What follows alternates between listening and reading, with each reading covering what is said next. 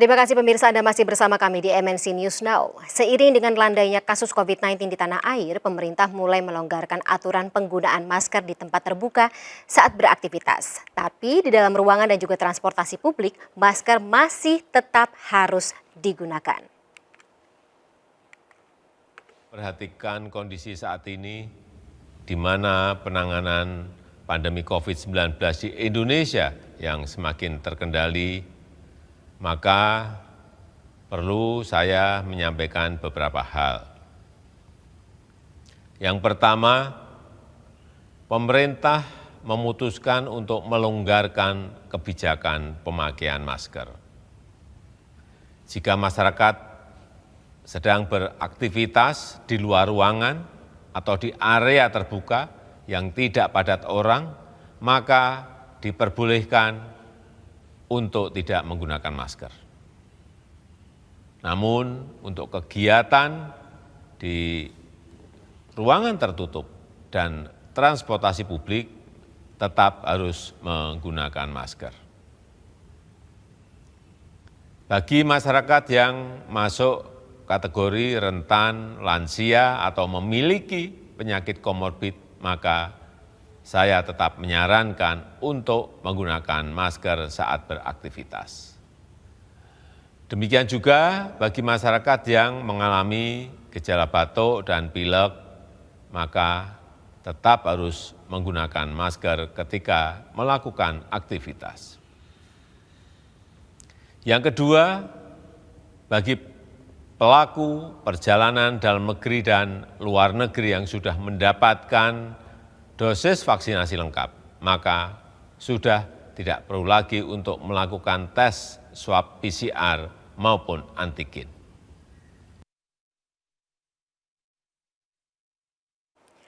Di sisi lain, Ikatan Dokter Indonesia atau IDI mewanti-wanti lonjakan kasus COVID-19 yang mungkin terjadi pasca Lebaran 2022. Sementara pemerintah telah melakukan sejumlah pelonggaran memasuki fase endemik COVID-19.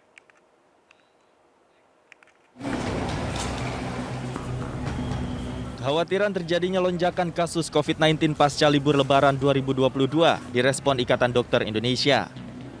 Satgas COVID-19 IDI memperkirakan resiko lonjakan kasus masih sangat mungkin terjadi. Indonesia harus belajar dari Tiongkok dan Amerika yang mengalami lonjakan kasus COVID-19 meskipun telah mendeklarasikan endemi. Dulu kita pikir herd immunity, artinya kalau 70% dari penduduk punya antibodi, baik akibat vaksinasi sekali, dua kali maupun booster, ataupun akibat infeksi kemudian sembuh kan punya antibodi. Itu ternyata tidak melindungi 100%. Di sisi lain, pemerintah telah melakukan sejumlah pelonggaran seiring dengan perubahan status pandemi COVID-19 menuju endemi. Di antaranya kelonggaran untuk tidak menggunakan masker di tempat terbuka. Menteri Kesehatan mengatakan langkah bertahap ini merupakan upaya menuju status endemi COVID-19. Bahwa salah satu hal yang paling penting untuk bisa melakukan transisi dari pandemi ke endemi, selain data-data saintifiknya, adalah pemahaman masyarakat bahwa tanggung jawab kesehatan itu ada di diri masing-masing. Ya. Jadi sekuat apapun negara mencoba mengatur masyarakatnya untuk berperilaku hidup sehat, tetap yang paling baik adalah kesadaran untuk berperilaku hidup sehat itu ada di masing-masing individu. Meski sejumlah kelonggaran dilakukan, masyarakat tetap diminta untuk disiplin menerapkan protokol kesehatan serta secara aktif mengikuti vaksinasi COVID-19. Di Jakarta, tim liputan iNews melaporkan. Ya, pemirsa, Indonesia dikabarkan diambang transisi dari pandemi COVID-19 menuju endemi. Hal ini dimulai pasca kasus COVID-19 makin terkendali dan pemerintah melonggarkan protokol kesehatan COVID-19. Sebelumnya, juru bicara Kementerian Kesehatan Muhammad Syahril menyebut ini adalah tanda bahwa Indonesia saat ini sudah bisa memasuki masa transisi menjadi endemi. Tapi apakah betul kita sudah siap untuk menjalani fase tersebut? Kita bahas lebih dalam bersama epidemiolog Universitas Indonesia, Dr. Triyunis Miko Wahyono. Selamat sore Pak Miko. Selamat sore Mbak Fani. Baik, Pak Miko, minggu lalu saya dengar Bapak termasuk yang menyayangkan keputusan Pak Presiden untuk melonggarkan protokol kesehatan, khususnya ini pemakaian masker. Tapi kalau melihat 6 hari berjalan nih Pak Miko, bagaimana menurut Anda aturannya atau evaluasi aturannya saat ini?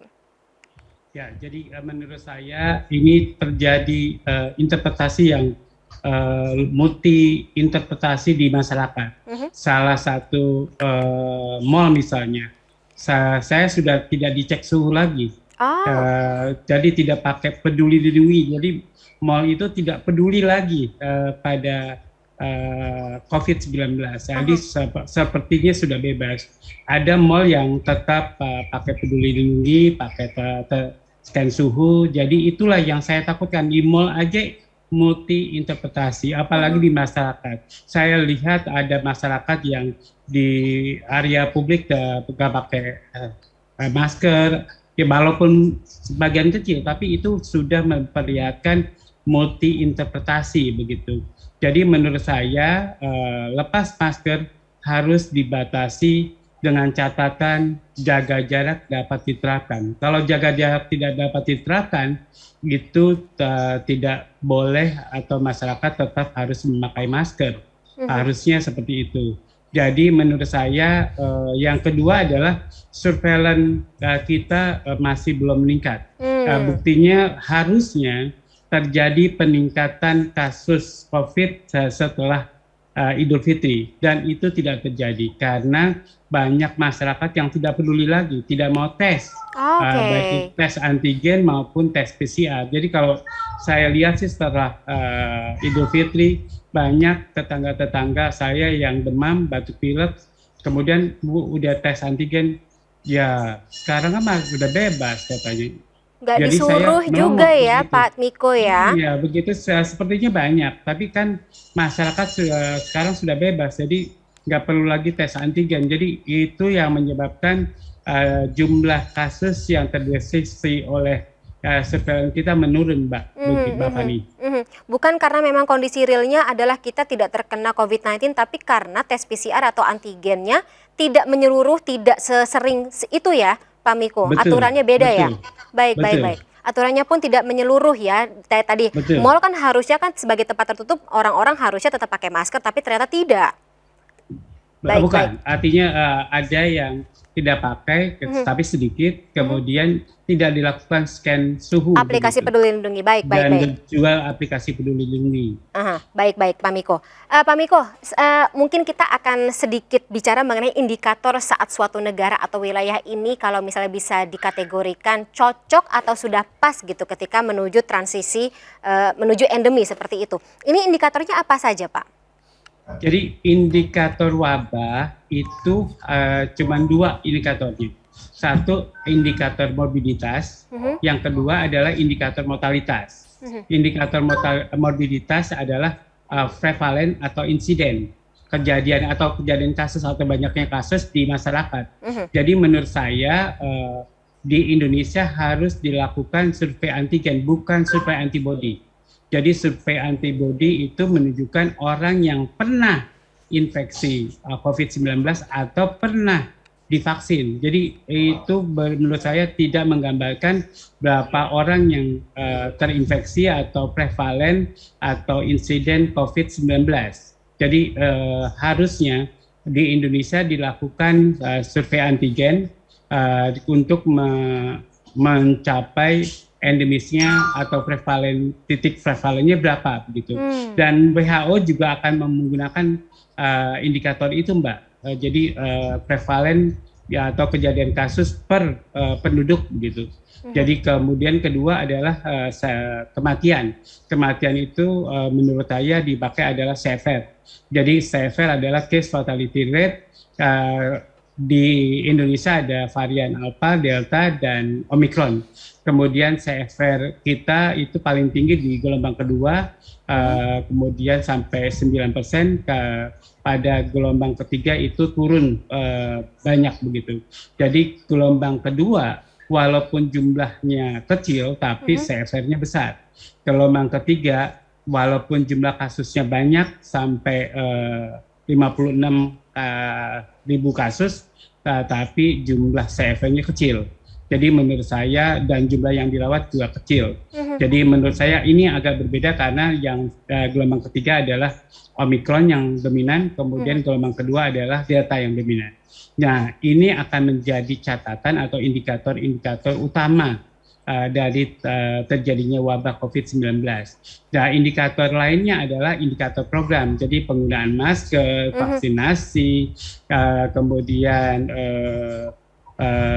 protokol kesehatan lainnya juga itu menunjukkan indikator program atau program pencegahan atau penanggulangan COVID-19, Mbak, begitu.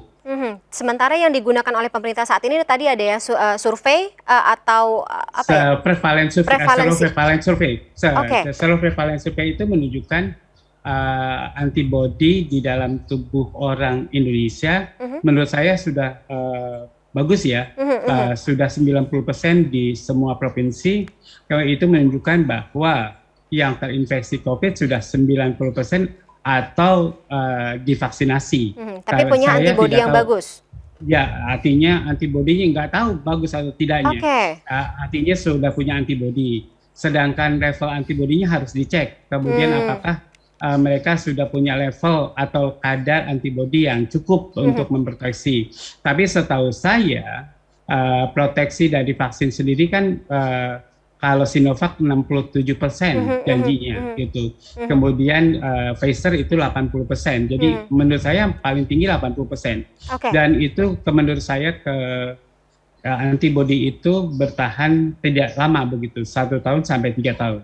Jadi menurut saya harus diulang 3 tahun kemudian. Jadi menurut saya bukan itu pokoknya bahwa indikator yang digunakan adalah indikator mobilitas dan mortalitas. Jadi itu harus diukur di Indonesia. Sedangkan Indonesia itu masih mengalami CFR yang tinggi untuk sampai sekarang gitu untuk COVID-19, Mbak Fani. Oke, berarti ada indikator atau tolak ukur yang sebenarnya harusnya diambil untuk bisa menentukan kita sudah siap menuju fase endemi, tapi tidak dilakukan seperti itu. Termasuk dengan survei serologi Kementerian Kesehatan, Pak Miko, yang kita tahu saat ini dijalankan pada bulan Mei ya, mulai bulan Mei 2022 hingga bulan Juni. Ini tidak bisa dijadikan tolak ukur juga Pak hasilnya nanti? Ya, jadi saya katakan bahwa itu akan menjadi tolak ukur bahwa orang yang terinfeksi COVID-19 dan yang tervaksinasi. Jadi itu bukan tolak ukur dari prevalen atau insiden COVID. Jadi menurut saya harus dilakukan survei antigen. Jadi menurut saya untuk mencapai endemisitas, kita harus mengukur insiden atau prevalen di provinsi-provinsi di Indonesia. Ada di 34 provinsi kita harus ukur, atau di kabupaten 514 kabupaten kita harus ukur begitu. Ya, kalau kita mau menentukan endemis pada tingkat provinsi, kalau kita mau menentukan tingkat endemis di tingkat kabupaten, kita menentukan tingkat endemisnya dari prevalen atau insiden tadi yang saya katakan, Mbak, begitu. Oke, pekerjaannya masih panjang sebenarnya ya Pak Miko ya. Tapi pemerintah sudah berencana Pak Miko untuk menghapus PPKM. Gimana? Ya, jadi menurut saya kalau pemerintah mau menghapus PPKM adalah upaya-upaya pencegahan wabah. Wabah indikatornya adalah insiden atau prevalen. Maka menurut saya amat sangat penting mengukur prevalennya dulu dibanding menghilangkan PPKM-nya. Jadi menurut saya survei antigen itu sangat-sangat diperlukan untuk mengatakan bahwa kita sudah punya kasus yang sedikit, kita sudah punya prevalen yang kecil, kita sudah punya insiden yang kecil, dan kita sudah punya survei antibodi yang cukup bagus. Jadi menurut saya alasannya itu kuat. Tapi kalau survei antibodi doang tidak kuat. Karena menurut saya orang yang 2 kali divaksinasi atau 3 kali divaksinasi masih mungkin terinfeksi COVID-19. Dan itu sudah ada buktinya. Jadi keluarga saya, saudara saya 3 kali atau 2 kali divaksinasi dan ada yang terinfeksi lagi. Jadi dan itu di tes antigen dan selanjutnya dikonfirmasi dengan PCR, Mbak.